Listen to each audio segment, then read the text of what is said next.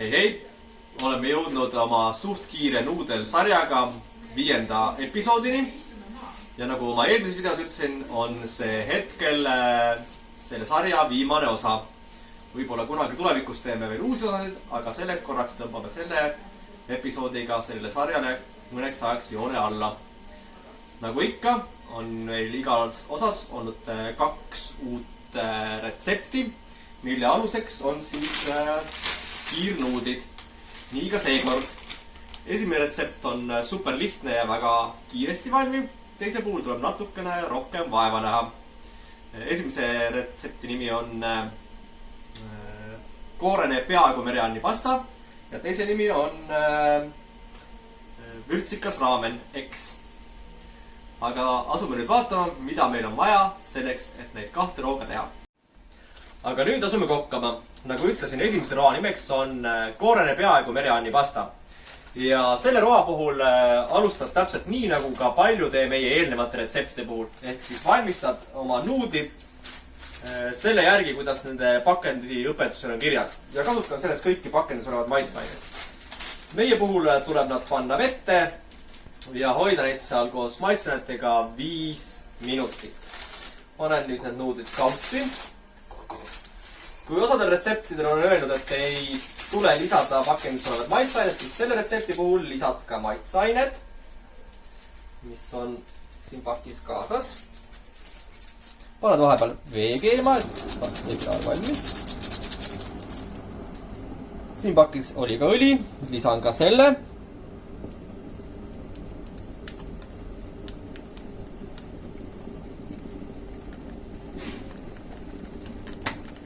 Ning kui vesi on keenud, nagu meil siin praegu läks, siis lisad nuudlitele keeva vee ja seda nii palju, et see kataks nuudlid veega ära. Vee koguse pärast sa ei pea muretsema, sest et vee, nagu ka paljudes teistes retseptides, me selle puhul kurname ära ning seda vett sul tegelikult vaja ei lähe hiljem. Nii võlumäel on üle möödunud 5 minutit. Meie nuudid on kaane all kuumas veest tõmmanud ja peaks olema valmis. Tundub nii, et nad valmis on. Korra segan läbi, et maitseained igale poole jõuaks. Ja taas, kui oled meie eelnevad videosid vaadanud, siis tuleb sulle nüüd väga tuttav liigutus. Sa võtad sõela ja kurnad nuudid ära. Kui tahad nüüd seda puljongit eraldi juua, võid selle kurnata kuskile kaussi, et see jääb puljongina. Mina seda teha ei soovi, seetõttu kurnan selle kraanikaussi.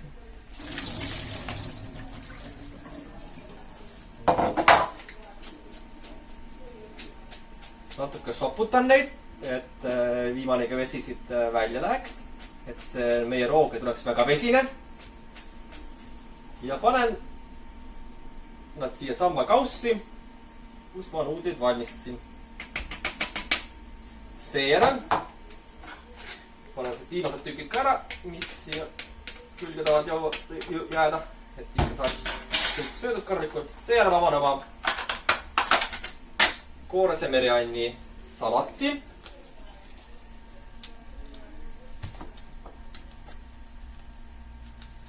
Mis võib mõnikord olla keerulisem kui pealt näha, aga saame sellega hakkama. Ja nüüd kühveldad siia otsa kuumade nuudlite peale nii palju seda salatit, kui sulle endale meelepärane on, kas tahad kooresemat või vähem kooresemat. No paneme meie esialgu ära pool pakke. Sellised mereanni salateid on mitmeid. On brookoliga, on ananassiga, nii et katseta erinevaid. Ja kui oled salati siia nuudlite peale pannud, siis pead seda hästi segamini panema, et see kaste jõuaks kõik nuudlite vahele.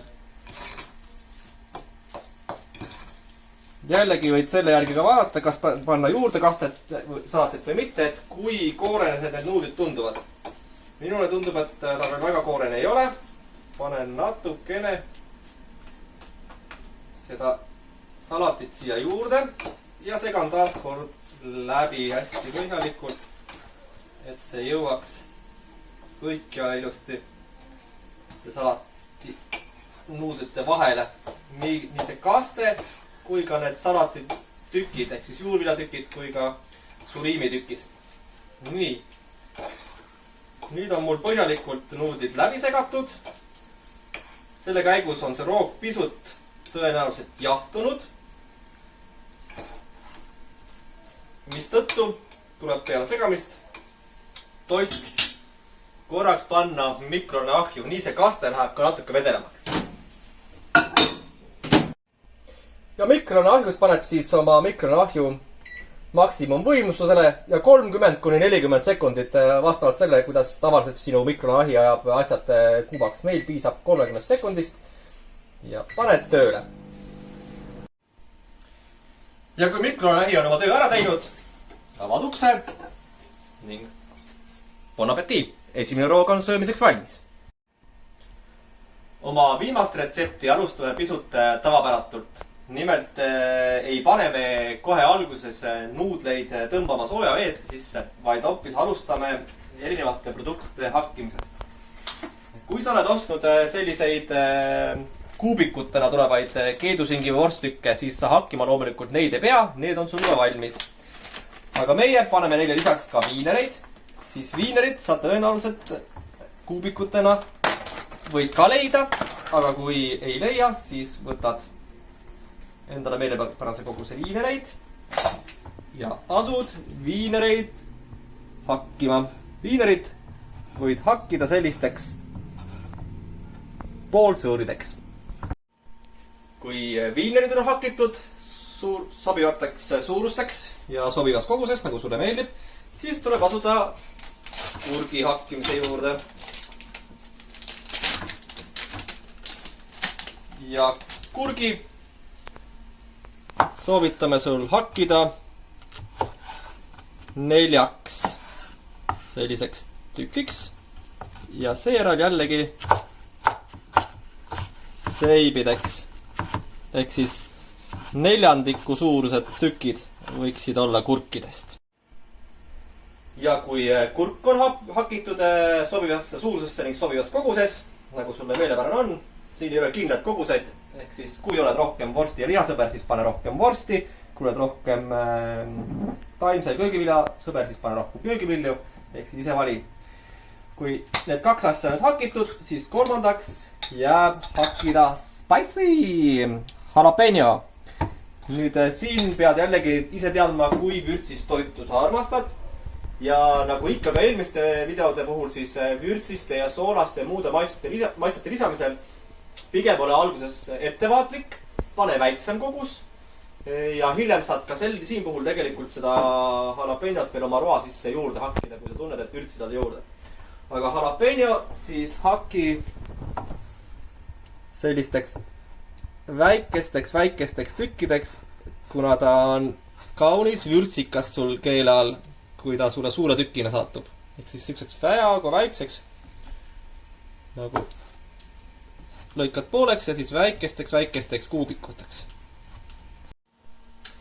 Nüüd, kus kõik on hakitud, siis viinerid, vorstid, kurk ja jalapeno. Loomulikult ei pea seda hakkima selles järjekorras, nagu me tegime, selle ei ole suurt vahet, võid ka alustada jalapenost või kurgist või ükspuha mis järjekorras. Peaasi, et need kõik 3 saavad hakitud. Kui kõik on siis hakitud, asume toidu tegemise järgmise faasi juurde, milleks on seekord keetmine. Ehk siis esimest korda kasutame nüüd potti ja teeme sellest nagu raameni puhul ikka suppilaadse roa.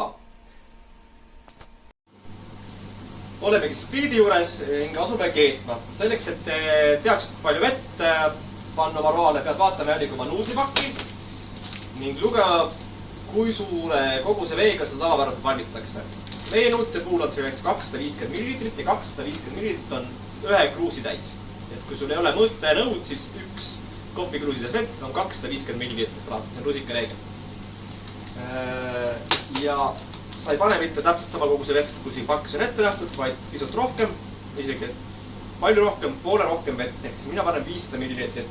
Seetõttu, et meil tulevad ka vorstid, kurk ja jalapeno sisse ja nad oleksid rohkem raameni supi kujul, siis peab seda vedelikku rohkem olema, kui lihtsalt ainult nuudlit tehakse.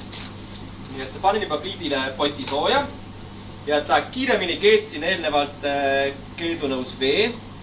Kui teed sama trikki, nii läheb vesi kiiremini käima, siis ole ettevaatlik, et endale vett peale ei kalla. ja panen nüüd esimene 250 milliliitrit.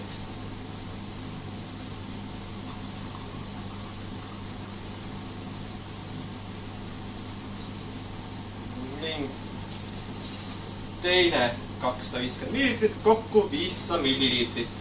Ja nüüd, kui sa tuled siia pildi juurde, sa näed, kui panna keevvesi juba potti, siis ta kohe hakkabki mulitama ja varsti keeb. Ja vesi ongi imekiirelt keema läinud ning nüüd tuleb hakata panema siis koostisosi keevavee sisse. Kõigepealt alustame sellest, et paneme keevavee sisse nuudid. Teen nad natuke alguses katki, nii on pisut lihtsam neid siin segada.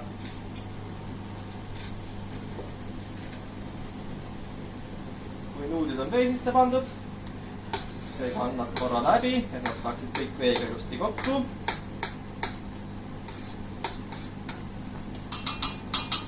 Seejärel lisan pakis olnud maitsainet. Selle nuudide paki puhul on ainult üks. Kui sul on rohkem maitsainet, pane need kõik sisse.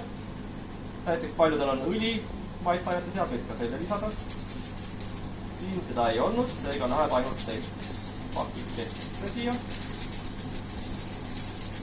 Kui vesi juba keeb, siis võtta tuld ka pisut vaiksemaks, et see kõik sul ära jaurustuks, see vesi. Maitsained on lisatud, segan hoolega jälle korra läbi. Nii. Nüüd, kui see on tehtud, lisan siia kõik muud koostised, et siis läheb kõigepealt minu jalapeno, seejärel kurk ja kõige lõpuks vorst. Jällegi, mis järjekordselt see sisse paned, ei ole oluline, peaasi nad kõik üheaegselt sisse. Nii, kui nad on nüüd siin potis sees, siis segad korra kõik jälle läbi.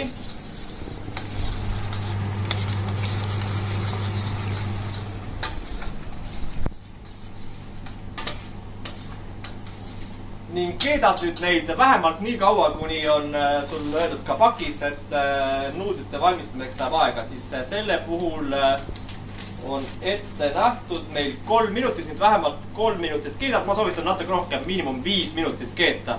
Ja seejärel maitsta, kas kõik koostised on pehmeks keinud. Kui jah, ongi roog valmis. Nii et ootame ja vaatame. Umbes poole keetmise ajal siis soovitan sul ka rooga maitsta. Kas on piisavalt vürtsine või mitte. Näiteks mõnus vürtsine, aga kui tunned, et on liiga vürtsine näiteks või kui hakkab roog liialt pudruks minema, näiteks tunned, et vett on natuke vähe, meil pisut vähe, kui raamen väga vesine ka ei ole, siis soovitan sulle, et hoia ligi kas kuuma vee või keevavee anum. Miks kuuma vee või keevavee? Seda selleks, et kui sa lisad külma vett, siis see peatab keemisprotsessi ja jahutab maha, aga kuuma veega seda ei juhtu. Nii et minule tundub, et vürtsid on küll paigas, aga natukene on ta liiga paksuks läinud, siis pisut lisan vett. Segan läbi. Ja keedan nüüd siis selle aja lõpuni kogu oma roa. Kui tahan, lisan soola. Kui tahan, lisan vürtsi. Kui tunnen, et on liiga vürtsikas, panen veel vett juurde. Nii et vastavalt sellele siis timmid kogust.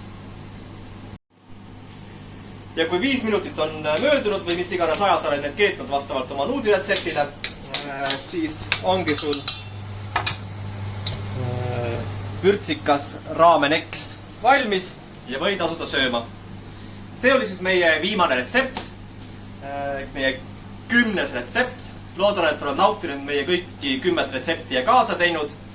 Selleks korraks tõmbame siis, nagu ütlesin juba video alguses, sellele sarjale joone alla, et võib-olla kunagi hiljem taas selle juurde tagasi pöörduda. Kes teab? Tänan, et oled meiega. Head maiustamist. Tšau!